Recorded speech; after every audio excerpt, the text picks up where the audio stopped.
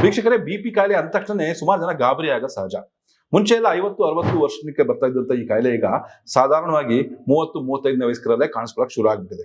ಅಂತ ಪರಿಸ್ಥಿತಿ ನಮ್ಮ ಡಾಕ್ಟರ್ಗಳಿಗೆ ಬಂದ್ಬಿಟ್ಟಿದೆ. 30 ವಯಸ್ಸಾದ್ಮೇಲೆ ನಿಮಗೆ ಬಿ.ಪಿ ಇದೆಯಾ ಅಂತ ಕೇಳೋ ಪರಿಸ್ಥಿತಿ ಬಂದ್ಬಿಟ್ಟಿದೆ.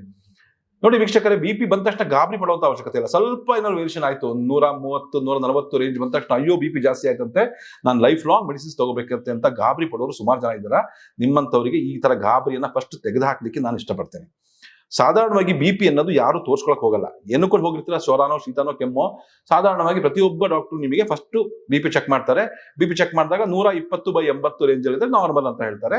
ತೀರಾ 100/60, 90/60 ರೇಂಜ್ ಇದ್ರೆ ಲೋ ಬಿ.ಪಿ ಅಂತ ಹೇಳ್ತಾರೆ. 140/90, 90/100 ಇದ್ರೆ ಸ್ವಲ್ಪ ಬಿ.ಪಿ ಬರೋ ಚಾನ್ಸಸ್ ಇದೆ. 140/100 ಬಂದ ತಕ್ಷಣ ನಿಮಗೆ ಬಿ.ಪಿ ಕಾಯಿಲೆ ಬರೋ ಚಾನ್ಸಸ್ ಇದೆ. ನೀವು ಇವಾಗಿಂದಾನೆ ಮೆಡಿಸಿನ್ ಸ್ಟಾರ್ಟ್ ಮಾಡಬೇಕು ಅಂತ ಹೇಳ್ಬಿಡ್ತಾರೆ. ನಿಮಗೆ ಆಕಾಶನೇ ಕಳಿಸ್ಬಿಟ್ಟು ತಲೆ ಮೇಲೆ ಬಿದ್ದಂಗೆ ಆಗ್ಬಿಡುತ್ತೆ. ಸಾಧಾರಣವಾಗಿ ನೀವೆಲ್ಲ ಅನುಭವಿಸಿರ್ಬೋದು.